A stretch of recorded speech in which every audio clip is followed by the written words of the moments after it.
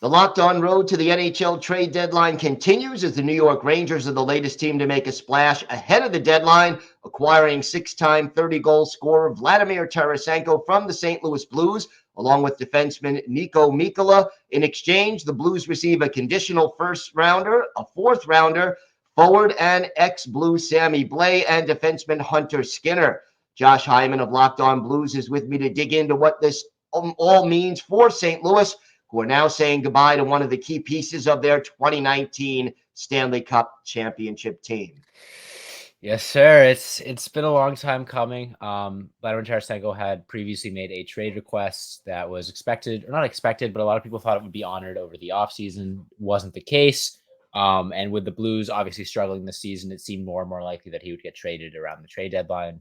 It happening today was a complete shock for me, and I think most NHL fans, especially with the NBA trade deadline. That was the last thing I expected. But yeah, it was a long time coming. Like I said, happy for Tarasenko. He gets to play with Artemi Panarin, someone he wanted to play for a long time. Niko Mikkola, a solid defenseman for the Blues as well, but another guy that was rumored in trades. In terms of the return, Sammy Blais had success with St. Louis in the past, was really struggling as a New York Ranger. So hopefully the change of scenery back to something familiar to him helps him out.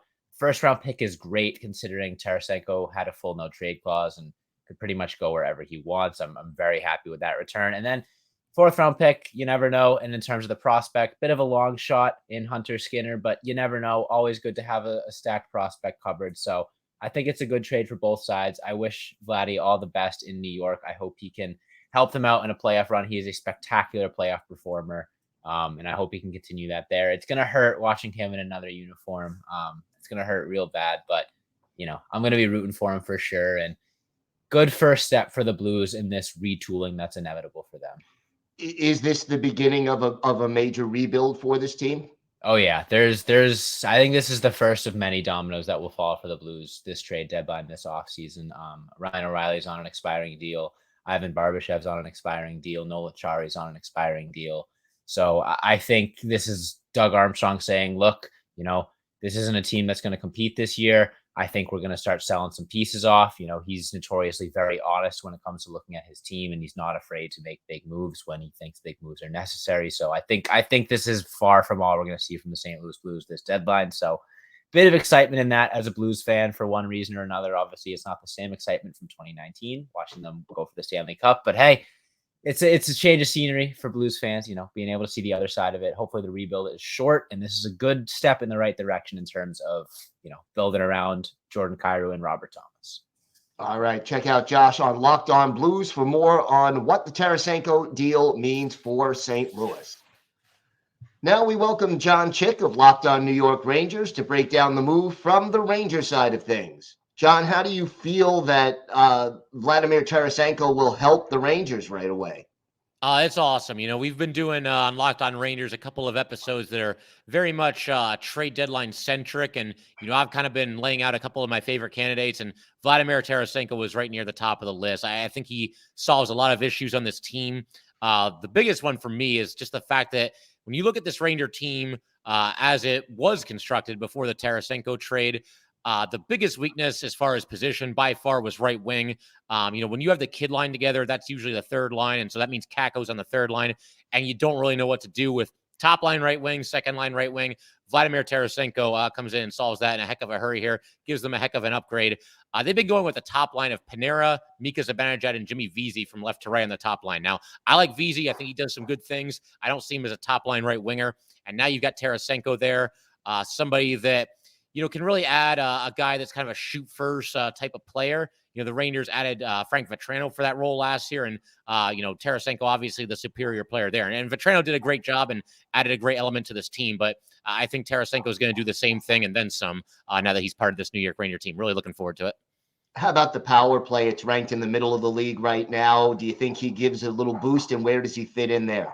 Yeah, for sure. Coming into the season, I thought for sure the Rangers would have a top 5 power play as they did last year, and just hasn't really come to fruition yet, despite the fact that most of the players from last year are back.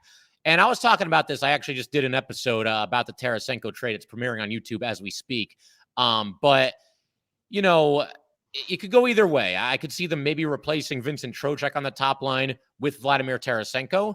And, you just basically throw him right into the deep end and you have him out there, hopefully receiving passes from Panarin and Fox and just letting it fly.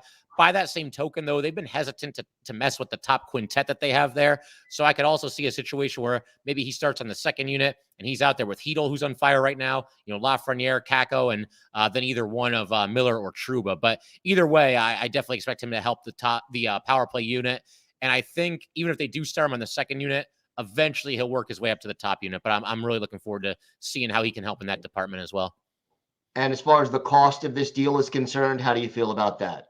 I feel awesome. I mean, you got to give up something. I mean, it's Vladimir Tarasenko, former Stanley Cup champion, been in the league for about a decade, give or take, still just 31 years old.